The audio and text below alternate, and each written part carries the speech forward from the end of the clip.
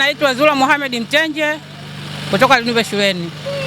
Zahanati hii tumepata shida sana wananchi, kushikamana, kuchangiana, tumeuza vyakula vyetu hadi tukaanza ujenzi wa zahanati. Ikikamilika itapunguza changamoto ya kama kina mama kuzalia njiani, kama kina mama kupoteza maisha. Kwa maana changamoto zake zitakuwa nyingi, zinapungua. Changamoto tuliitisha mkutano wa kijiji, ndio tukaamua kuchangana kila mtu pesa, tukaanzisha ujenzi wa zahanati. Mheshimiwa Mkuu wa Wilaya Mwenge wa Uhuru umepokea taarifa na umekagua mradi wetu wa ujenzi wa zahanati. Mheshimiwa Mkuu wa Wilaya ya Newala, ujenzi wa zahanati unaendelea vizuri.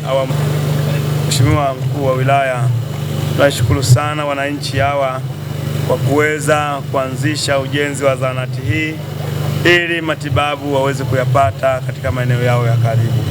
Lakini tunashukuru sana serikali ya Jamhuri ya Muungano wa Tanzania inayoongozwa na Daktari Samia Suluhu Hassan kwa kuona kuna haja ya kuwaunga mkono wananchi hawa ili kuikamilisha hii zahanati. Mradi wa ujenzi wa zahanati ya Lunube una thamani ya shilingi milioni 105. Hadi sasa mradi umepokea na kutumia jumla shilingi milioni 70,528,500. Kati ya hizo fedha milioni 5 ni mchango wa serikali kuu kupitia mfuko wa jimbo, shilingi milioni 33,528,500 ni mchango wa halmashauri, shilingi milioni 32,000 ni mchango wa fedha za wananchi, nguvu kazi na thamani ya eneo la mradi.